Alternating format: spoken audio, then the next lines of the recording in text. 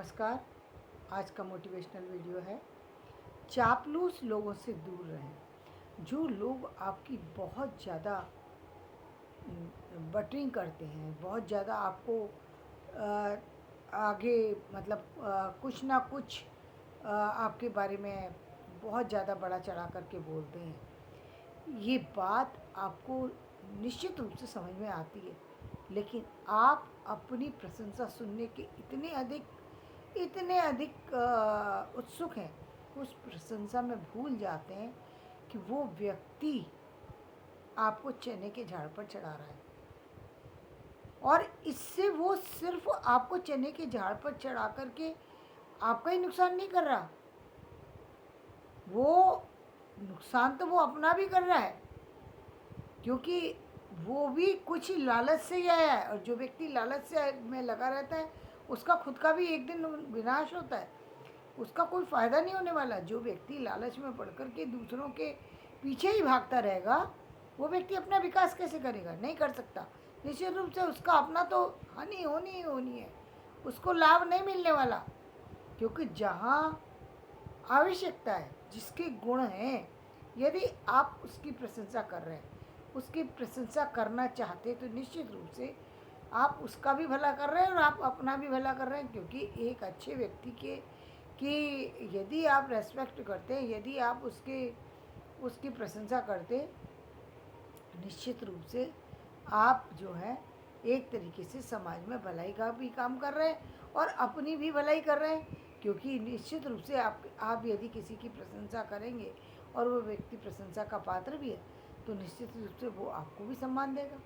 तो यहाँ पर आपको जो सम्मान मिलेगा वो आपके लिए लाभदायक होगा, ये उसके लिए भी लाभदायक होगा, क्योंकि वो भी ये जानता है कि ये जो प्रशंसा की जा रही है वो मेरे काम की जा रही है और मैं उस लायक हूँ। वहाँ आपको निश्चित रूप से कोई हानि नहीं होगी। लेकिन जब कोई व्यक्ति आपकी प्रशंसा ज़रूरत से ज़्यादा करे, तो समझ लो कहीं कुछ गड़बड़ है, और वो उसकी प्रशंसा को इतना ना सिर पे चढ़ाओ कि अपनी सत्यता को ही भूल जाओ, अपनी सही बात को ही भूल जाओ, अपने आप को ही भूल जाओ, उसके कहने में आकर भूल जाओ कि आपकी योग्यता क्या है, आप कैसे हैं। हर व्यक्ति को पता है कि वो कितना सुंदर है, कितना होशियार है, कितनी नॉलेज रखता है। दूसरा नहीं जानता आपको, लेकिन आप तो जानते हैं कि ना आपके अंदर कितनी नॉलेज है, आपने कितनी नॉलेज गेन की है, आप दूसरों के प्रति कैसे विचार रखते हैं, आपके व्यवहार में क्रोध है या आपके व्यवहार में शांति है, आप दूसरों का अच्छा चाहते हैं या आपका बुरा, दूसरों का बुरा चाहते हैं। आप तो समझते हैं ना, आपको काम किन चीज़ों पे करना चाहिए। यदि आपकी बुराइयां हैं तो उनको मिटाने पे आप काम करना चाहिए ना कि प्रशंसा खुद सुन करके गलती कर रहे हैं और प्रशंसा सुन करके और खुश हो गए। किसी व्यक्ति ने आकर के आपसे कहा कि आप अपने बच्चे को मार रहे हैं, और किसी ने आकर कहा लगना चाहिए इसमें तो एक और, वो व्यक्ति आपका भी बिगाड़ रहा है, उस बच्चे का बिगाड़ रहा है, अपना बिगाड़ रहा है, यानी उस बच्चे को भी बिना वजह पिटवा रहा है, जिसको गलती नहीं थी। आपने इसलिए उसको मार दिया क्योंकि आपको कहीं से गुस्से में आए थे और गुस्सा आ रहा था, इसलिए सारा का सारा बच्चे पे निकाल दिया, वाइफ पे निकाल दिया, परिवार के और किसी सर्वेंट पे निकाल दिया। आपने गलत काम किया ना। लेकिन एक व्यक्ति ने आकर के आपको चने की झाड़ पर चढ़ाया कि अच्छा कि इसको पिटना चाहिए था, ये है ही ऐसा, जबकि आप जानते हैं कि वो ऐसा नहीं है, वो क्या है वो आप जानते हैं, लेकिन आपने फिर भी उसे पीट दिया। इसका मतलब आपने एक साथ कई गलतियां की। पहली गलती तो ये कि आप इतनी प्रशंसा सुनने में पागल हो गए कि एक चांटा पहले गलत लगाया था आपने, दूसरा भी चांटा लगा दिया उसके कहने में आकर के, मतलब गलती पे गलती हो गई है तो। और यदि आपने इस पर ध्यान नहीं दिया तो धीरे धीरे ये गलतियां बढ़ने लगती हैं, और एक दिन आप इस आदत के शिकार हो जाते हैं कि अब आपको कोई कहे ना कहे, बात कोई हो या ना हो, लेकिन आपको बिना मारे सुकून ही नहीं मिलता। बहुत सारे लोग आपने दुनिया के अंदर ऐसे देखे होंगे जो बिना किसी कारण नहीं होता, लेकिन बिना किसी कारण के झगड़ लेते हैं, बिना किसी कारण के मार देते हैं, बिना किसी बात के हंस लेते हैं। मतलब उनका कोई मकसद ही नहीं है जीने का, उनका कोई मतलब ही नहीं है। मतलब वो क्या कर रहे हैं उनको खुद नहीं पता। जहाँ हंसना है वहाँ वो हंसेंगे नहीं, और जहाँ नहीं हंसना है वहाँ पर हंसे ही चले जा रहे हैं। तो उनको इस बात का बोध ही नहीं है, या वो बोध करना ही नहीं चाहते। तो दोनों ही तरह से गलत है ना, कि आप अपने जीवन को मर्यादित नहीं कर पा रहे हैं। आपका जीवन मर्यादित नहीं, अमर्यादित होता ही चला जा रहा है। आप गलती करते हैं और गलती पर गलती करते चले जा रहे हैं, क्योंकि आप उस गलती को मिटाना चाहते नहीं, अब आपको आदत में आ गई है। और वहीं यदि किसी व्यक्ति को एक व्यक्ति ऐसा होता है कि यदि उसने एक भूल से किसी के को डांट भी दिया, तो वो 4 बार सोचेगा कि मैंने इसको क्यों डांट दिया, जबकि इसकी गलती भी नहीं थी। वो इसी बात को सोचेगा। जो व्यक्ति इस बात को सोच रहा है, वो बता रहा है कि उसके अंदर मानवता है, इंसानियत है। इंसानियत कहीं मरी नहीं है उसके अंदर। उसके अंदर इंसान होने के सारे गुण उसके अंदर हैं। इसीलिए उस पर वो उसको अफसोस हो रहा है अपनी गलती का, कि जिसकी गलती नहीं थी मैंने उसको सज़ा दे दी। वो उस गलती से पछता रहा है।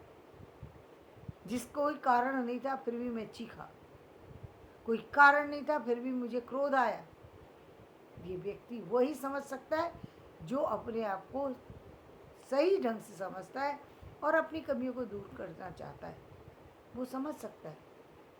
और सबसे अच्छी बात तो मैंने, जैसा कि मैं आपको बताया, कि व्यक्ति यदि अपने आप को ये मान ले कि मैं एक नायक हूँ, और नायक की भूमिका में व्यक्ति कभी भी कोई गलती नहीं कर सकता। गुंजाइश नहीं होती वहाँ गुंजाइश ही नहीं होती। सोचिए, एक डॉक्टर है और एक मरीज है। वो मरीज किसी भी तरीके का मरीज है, कम उम्र का भी हो सकता है, ज़्यादा उम्र का भी हो सकता है, और आपके बराबर का भी हो सकता है। और ऐसा भी हो सकता है बेवकूफ़ कि वो बात कुछ नहीं है और आपने सामान्य भी कुछ नहीं, आपने पूछा कैसे हो, और उसने उठा के आप में थप्पड़ मार दिया बिना किसी बात के, क्योंकि उसको ये बात सुनकर के अच्छा नहीं लगा कि आप उससे बिना वजह क्यों पूछ रहे हैं। अब ये बेवकूफ़ी है ना, कि मतलब उसको थप्पड़ नहीं मारना चाहिए डॉक्टर को, ये बेवकूफ़ी है ये। लेकिन उसने मार दिया। और लेकिन वो क्यों मारा? क्योंकि उसको आ रहा है फीवर, और वो कह रहा है कि आप कैसे हो, मुझसे क्यों पूछ रहे हैं?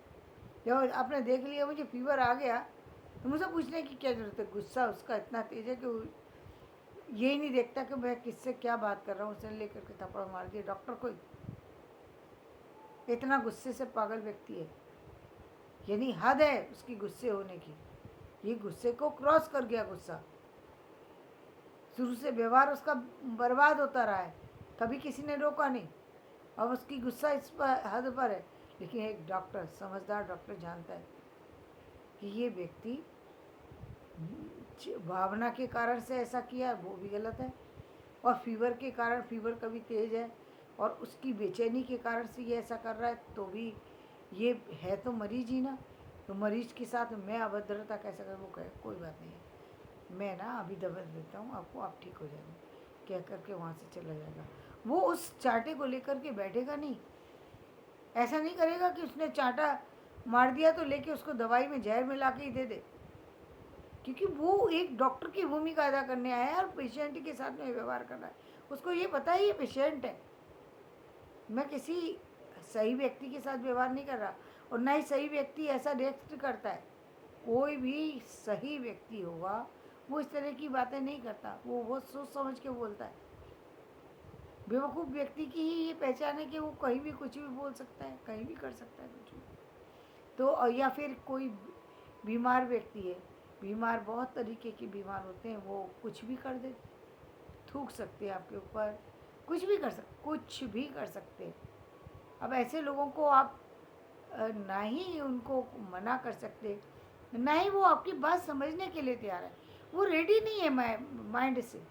आप उन पर गुस्सा और करना चाहते हैं और अपनी बहादुरी दिखा रहे हैं। तो आप डॉक्टर किस बात के? क्या आपको यही नहीं समझ में आ रहा कि एक पेशेंट है, मैं पेशेंट से डील कर रहा हूँ, ना कि एक सामान्य व्यक्ति से डील कर रहा हूँ? तो पहली बात तो यही है कि हर तरीका का मरीज है, आपको उसको उसी तरीके से हैंडल करना होगा, लेकिन हर जगह आपको गुस्से पे काबू रखना है। तो ये डॉक्टर का भूमिका हो गई, ये भूमिका वकील की भी हो सकती है। सामने वाला व्यक्ति पूरी तरह गलत है, लेकिन सामने वाले वकील को गलत होते हुए भी सामने वाले वकील को गलत साबित करने में लगा हुआ है। यदि वकील गुस्से में आ जाएगा तो केस ही बिगड़ जाएगा पूरा। लेकिन वकील यदि अच्छा होगा तो वो अपने पेशेंस को बनाए रखेगा। तारीख पे तारीख पढ़ती जाएंगी, लेकिन वो अपना पेशेंस नहीं खोएगा। ये महत्वपूर्ण है। ऐसे ही अन्य लोगों की बहुत सारे लोग हैं जिनकी बातें हैं कि जहाँ पर व्यक्ति को अपने पेशेंस को रखना पड़ता है। क्यों रखना पड़ता है? क्योंकि वो कि दूसरों के कहने में नहीं आ सकता, दूसरों की बातों पर इतना ज़्यादा महत्व नहीं देता। उसको अपने बारे में सही और गलत दोनों पता है। उसको मालूम है मैं कितना सही हूँ। ये जहाँ सही हूँ वहाँ पर मुझे अब उस पर काम करने की ज़रूरत नहीं है, लेकिन जहाँ पर मैं गलत हूँ वहाँ पर मुझे काम करने की ज़रूरत है। निश्चित रूप से व्यक्ति को उस पर काम करना चाहिए, प्रतिदिन करना चाहिए। प्रतिदिन एक पत्थर पर जब एक बूंद गिरती रहती है, कुछ समय बाद वो पत्थर के अंदर वो अपना निशान छोड़ जाती है। जो पत्थर इतना कठोर होता है, बूंद बंद हो जाती है, नल बंद हो जाता है गिरना, और वहाँ पर बूंद की जगह वो निशान रह जाता है पत्थर पर कि यहाँ पर कभी पानी गिरा करता था। ठीक इसी तरीके से तो आपके व्यवहार में भी वो चीज़ें हैं जिन पर आपको काम करने की ज़रूरत है। तो यदि आप उन चीज़ों पर काम करेंगे तो आपके जीवन में आएगा बदलाव, आपके जीवन में आएगी सफलता। लेकिन वहीं आप यदि काम करेंगे उन चीज़ों पर जहाँ पर हो सकता है नुकसान, तो आपको लाभ की जगह हानि होगी। यानी नुकसान कहाँ हो सकता है कि आप दूसरों की बात सुन कर के इतने खुश हुए जा रहे हैं, इतने खुश हुए जा रहे हैं, इतने अपने आप को पर चाहे वो आपकी शिक्षा के बारे में सामने वाला आपको बहुत ज़्यादा तारीफ कर रहा है, चाहे वो किसी और आपके रहन सहन पर कर रहा है, लेकिन सच्चाई को जानिए। और सच्चाई हर व्यक्ति अपने बारे में जानता है कि मैं कितना काबिल हूँ, कितना नाकाबिल हूँ, क्या मेरे अंदर अच्छाई है, क्या मेरे अंदर अच्छाई नहीं है। इसीलिए कहते हैं कि बचपन से ये एक कॉलम रखना चाहिए जहाँ पर बच्चों को बचपन से ही लिखने को दिया जाना चाहिए कि अपने बारे में कुछ अच्छी बातें लिखो। एक बार सिर्फ यही लिखवाइए, एक वीक में एक बार सामाजिक कार्य के अंदर ये दीजिए कि अपने बारे में लिखिए कि आपके अंदर अच्छाई क्या है। वो बच्चा खुद लिखेगा, 2 लिखेगा, 4 लिखेगा, 5 लिखेगा। जब आप कमी लिखने को बोलेंगे, उसमें से 1-2 बच्चे तो ऐसे होंगे वो कमी कहेंगे हमारे अंदर कमी ही नहीं है, और कुछ बच्चे अपनी कमियां 1-2 बताएंगे। शायद कोई ऐसा बच्चा निकल आए क्लास में जो ये भी कह दे कि 1-2 कमियां अपनी गिना दे। वो रेयर होते हैं। लेकिन जब आप बड़े बन जाते हैं तो आप लिखेंगे तो नहीं, लेकिन आप समझ तो सकते हैं ना कि आपके अंदर क्या कमी है। वहाँ पर काम करिए, उस कमी को दूर कीजिए ताकि जीवन में आप आगे बढ़ सकें और नए दुनिया के नए रंगों से जो है एक नए कलरफुल डिज़ाइन से एक नई आकर्षक जो है एक चित्रकारी कर सकें, एक नई पेंटिंग तैयार कर सकें जिसको कि हमेशा सराहा जाए। धन्यवाद। मैं अपना वीडियो समाप्त करती हूँ। मेरा वीडियो पसंद आए लाइक करें, शेयर करें, सब्सक्राइब।